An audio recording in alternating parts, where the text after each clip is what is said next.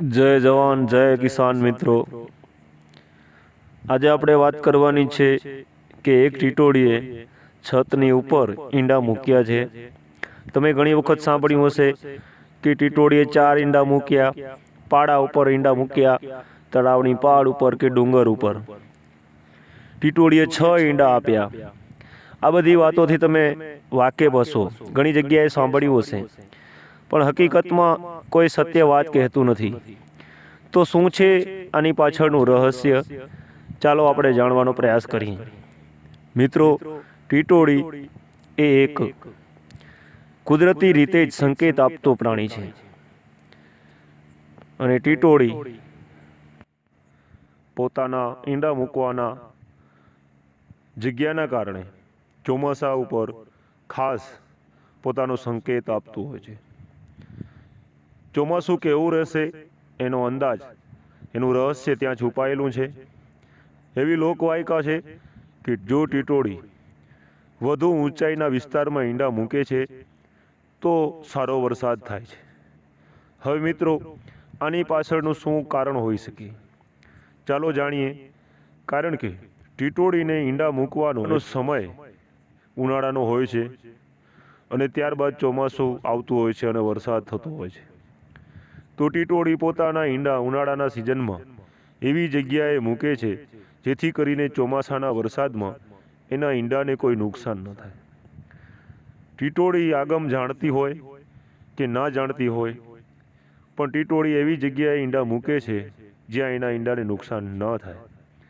અને જ્યારે વધારે ઊંચાઈ ઉપર ઈંડા મૂકે છે ત્યારે લોકોનું એવું માનવું છે કે નદી નાળા છલકાઈ જશે અને પૂરની પરિસ્થિતિ ઊભી થાય, નીચાણવાળા પાણી વિસ્તારોમાં પાણી ભરાવાના એ અંદાજ આપે છે।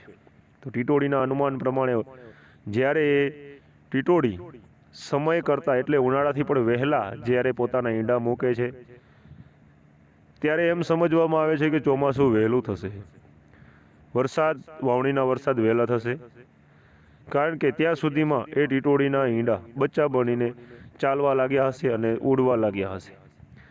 તો આ છે લોકવાયકા। ત્યારબાદ જ્યારે નદી નાળાના વિસ્તારમાં ટીટોડી ઈંડા મૂકતી હોય ત્યારે એમ સમજવામાં આવે છે કે ટીટોડીને કોઈ જાતની ચિંતા નથી, કારણ કે આ વર્ષે વરસાદ મોડો થશે અથવા ઓછો થશે। તો આ છે ટીટોડીના ઈંડાનું રહસ્ય।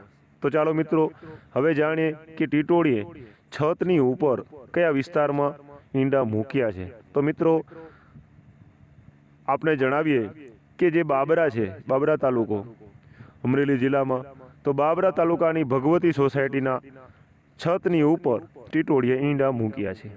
તો આ ધાબા ઉપર ઈંડા મૂક્યા છે એટલે લોકોમાં કુતૂહલ થયું છે, અને લોકો એમ માને છે કે લોકવાયકાના કારણે આ ટીટોડીના ઈંડા આટલા ઊંચાઈ ઉપર હોવાના કારણે આ વર્ષે ચોમાસું સારું જશે। 2024ના ચોમાસા પર કેવી અસર પડશે એ તો સમય જ બતાવશે। તો મિત્રો, આવી અવનવી માહિતી અને સાચા સમાચારો માટે તમે જોડાયેલા રહો અમારી ચેનલ પર। જય જવાન જય કિસાન।